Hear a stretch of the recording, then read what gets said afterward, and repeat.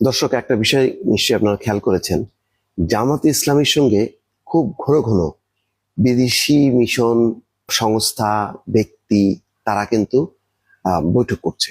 এমন কোনো দিন নেই ডাক্তার শফিকুর রহমান থেকে শুরু করে ডাক্তার তাহের থেকে শুরু করে বিভিন্ন পর্যায়ের নেতাদের সঙ্গে প্রায় প্রতিদিন এক বা একাধিক বিদেশি কোনো না কোনো দূতাবাস, মিশন বা প্রতিষ্ঠান তারা বৈঠক করেই চলেছে।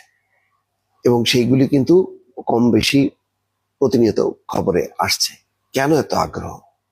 তারা কি মনে করছে যে জামাত ক্ষমতায় আসতেছে, সুতরাং ক্ষমতায় আসলে তারা কি করবে, তাদের সাথে বনিবনা হবে কিনা, তাদের দৃষ্টিভঙ্গি কি, তাদের বাণিজ্যিক দৃষ্টিভঙ্গি কি, ব্যবসায়িক দৃষ্টিভঙ্গি কি, বা সামাজিক অন্যান্য সব মিলায়ে তারা কিভাবে দেশ চালাতে চায় সেটা কি বোঝার চেষ্টা করছে?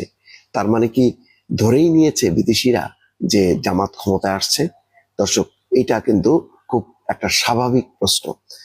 সেই প্রশ্নের আবার জবাবও দিয়েছেন জামাতের নেতারা। তারা বলেছেন যে বিদেশিরা মনে করে যে আগামী দিনে ক্ষমতায় আসবে জামাত, সুতরাং জামাতের দৃষ্টিভঙ্গি কেমন হবে সেটা তারা বুঝে নিতে চায়। সেই কারণেই তারা ঘন ঘন জামাতের নেতৃবৃন্দের সঙ্গে কথা বলছে এবং জামাত সম্পর্কে তাদের ধারণাও বদলে যাচ্ছে।